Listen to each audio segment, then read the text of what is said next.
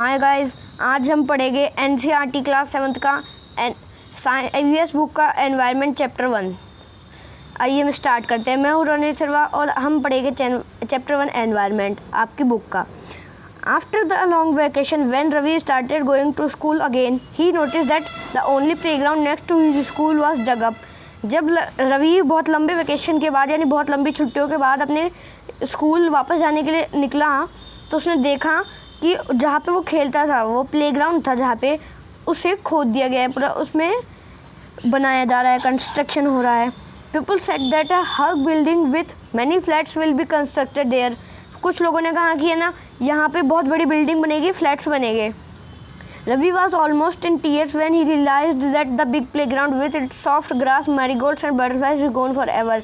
रवि की आंखों में आंसू आ गए जब उसको यह पता चला कि उस प्लेग्राउंड में जहाँ पे सॉफ्ट सी घास थी, मैरीगोल्ड यानी फूल थे और बहुत सारी बटरफ्लाइज थी, वो हमेशा के लिए चला गया जाएगा। He shared his feelings with his classmates in the assembly. The principal too sadly observed see how our environment is changing.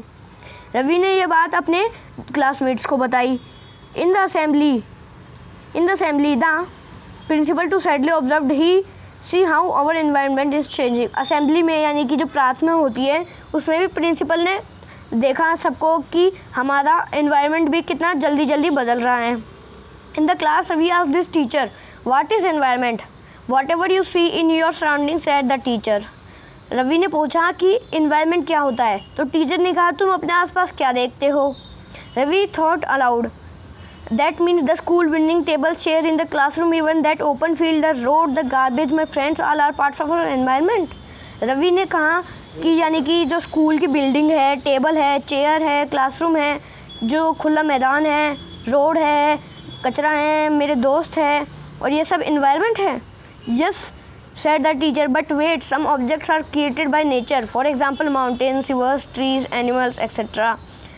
Teacher ने कहा हाँ यही इन्वायरमेंट होता है, पर रुको, कुछ ऐसी भी चीज़ें होती है जो नेचर बनाता है, प्रकृति बनाती है, जैसे कि माउंटेन्स या पहाड़, नदियाँ, पेड़, जानवर। Others are made by people, for example roads, cars, clothes, books etcetera. और कुछ बनाते हैं इंसान, जैसे कि रोड, गाड़ियाँ, कपड़े, किताब। Now work in pairs, make a list with your classmates sitting next to you of the creations of nature and by human beings. अब दो जोड़ों में बैठो तुम लोग और अपने क्लासमेट के साथ जो तुम्हारे साथ बैठा है उसके साथ अपने विचार शेयर करो नेचर के बारे में और ह्यूमन बींग्स के बनाए हुए नेचर के बारे में और प्रकृति के बनाए हुए नेचर के बारे में। Ravi, Paramjeet, Jassi, Mustafa, Asha well are excited about making the list. Ravi, Paramjeet, Jassi, Mustafa, Asha were all excited about making the list. जो रवि और उसके दोस्त थे, परमजीत, जैसी, मुस्तफ़ा, आशा और बाकी सब, वो सब बहुत खुश हुए कि लिस्ट बनाने के लिए। Why is our environment changing asked Iqbal. Iqbal ने पूछा ये एनवायरनमेंट क्यों चेंज होता है। It's all because of our needs they are. देखिए आप एनवायरनमेंट दिख सकता है आपको यहाँ पे इस फोटो में हमारे। इन्वायरमेंट क्यों चेंज होता है देखिए, अब हम आपको बताते हैं। Increasing day by day we are therefore modifying and at times when destroying our natural surroundings, the teacher replied. जो हम ये दिन ब दिन प्रदूषण बढ़ाते जा रहे हैं, सब बढ़ाते जा रहे हैं, इसी की वजह से हमारा एनवायरनमेंट बर्बाद होता जा रहा है, टीचर ने कहा। From the above conversation you understand that the place, people, things and nature that surround any living organism is called environment. इससे आपको पता चलता है कि जो हमारे आसपास की जो भी चीज़ें, जगह हैं, लोग हैं, वस्तुएं हैं, ये जो हमारे आसपास हमारे को चारों तरफ से घेर रखी है वही इन्वायरमेंट कहलाता है। It is combination of natural and human made phenomena while the natural environment refers to both biotic and abiotic conditions existing on the earth। ये जो है इंसान के बनाया हुआ और प्रकृति के बनाया हुआ फेनोमेना यानी उसके बनाई हुई जो चीज़ें हैं वो है इन्वायरमेंट हमारा। The natural environment refers to both biotic and abiotic conditions existing on the earth. जो नेचुरल इन्वायरमेंट है उसमें होते हैं बायोटिक और अबायोटिक कंडीशंस अर्थ के ऊपर जो नेचुरल इन्वायरमेंट है। आइए हम आपको बताते हैं। Human environment reveals the activities, creations and interaction among human beings. Human environment में जो हम ह्यूमन लोग काम करते हैं, उनकी जो बनाई हुई चीज़ें हैं और आपस में बातचीत करते हैं वो सब आती है। Natural environment, natural environment, land, water, air, plants and animals comprise the natural environment. जो ज़मीन है हमारी, पानी है, हवा है, पेड़ पौधे हैं, जानवर है, ये सब नेचुरल इन्वायरमेंट में आता है। You are familiar with the meaning of lithosphere, hydrosphere, atmosphere and biosphere. आप सब ये तो जानते ही होंगे कि lithosphere, hydrosphere, atmosphere and biosphere क्या होता है फ्रॉम द प्रीवियस क्लास में हाल में आपको पढ़ा होगा। चलिए मैं आपको बता देता हूँ। लिथोस्फेयर वह होता है जहाँ पे हम रहते हैं, यानी कि ज़मीन, लैंड। और हाइड्रोस्फेयर वो होता है जो पानी, जैसे कि ओशन, सीज। और एटमॉस्फेयर हवा। और ये तीनों को मिला के जो बनता है, यानी कि हवा, पानी और ज़मीन का मिक्स, उसे बायोस्फीयर कहते हैं हम। Let us learn some more facts about these domains. इन सब चीज़ों के बारे में हम और पढ़ते हैं। आइए। Lithosphere is the solid crust और the hard top layer of the earth. It is made up of rocks and minerals and covered by thin layer of soil. Lithosphere जो होती है, जो हमारी अर्थ के ऊपर की क्रस्ट है, यानी कि मिट्टी है हमारे अर्थ के ऊपर की, वो है सबसे ऊंची। It is made up of rocks and minerals and covered by thin layer of soil. ये मिट्टी पतली सी मिट्टी की लेयर से ढकी हुई होती है। इस पर पत्थर होते हैं, मिनरल्स होते हैं। It is an irregular surface with a various landform such as mountains, plateaus, plains, valley etcetera. यह एक इरेगुलर सरफेस है जहाँ पे लैंडफॉर्म्स होते हैं, यानी कि अलग अलग चीज़ें होती हैं, जैसे पहाड़, घाटियाँ, प्लेन्स, वैलीज एक्सेट्रा एक्सेट्रा।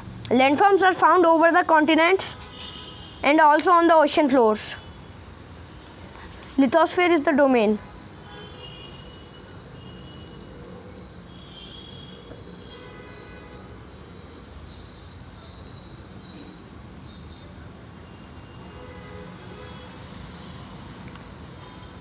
रुकिए रुकिए,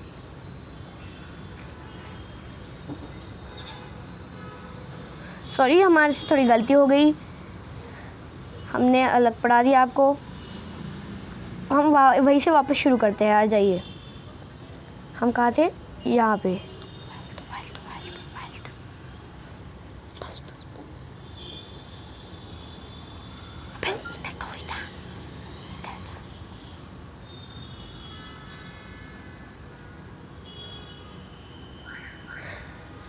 Lithosphere is the domain that provides us forest, grassland for grazing, land for agriculture and human settlement. Lithosphere वह जगह होती है जहाँ पे हमें जंगल दिखाई देते हैं, खेत दिखाई देते हैं, ग्रासलैंड दिखाई देते हैं, और जहाँ पे हम खेती करते हैं, और ह्यूमन सेटलमेंट जहाँ पे हम रहते हैं, वह लिथोस्फीयर होता है। The domain of water is referred as hydrosphere. It is comprised of various sources of water and different types of water bodies like rivers, lakes, seas, oceans, etc. जो water का डोमेन है, यानी कि water का जो hydrosphere है जिसे कहा जाता है, उसके अंदर बहुत सारे वाटर रिसोर्सेज होते हैं, जैसे कि नदियाँ, लेक्स, तालाब, seas, oceans etcetera. It's essential for our living organisms. ये सब लिविंग ऑर्गेनिज्म में ज़रूरी है। पानी हम सबके लिए बहुत महत्वपूर्ण है। द एटमॉस्फेयर इज दिन thin layer of the air that surrounds the earth. The thin layer that surrounds the earth, the gravitational force of the earth hold the atmosphere on it and protects us.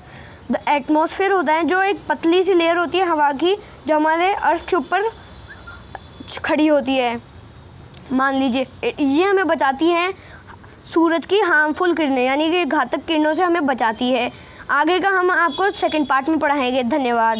आप हमारे channel को subscribe कीजिए और इस video को like कीजिए। अगर पसंद आए तो थोड़ी सी हमारे से गलती होगी तो हमें क्षमा कर दीजिए। हम आपको नया पार्ट डालेंगे, तो आप हमारे चैनल को सब्सक्राइब कीजिए।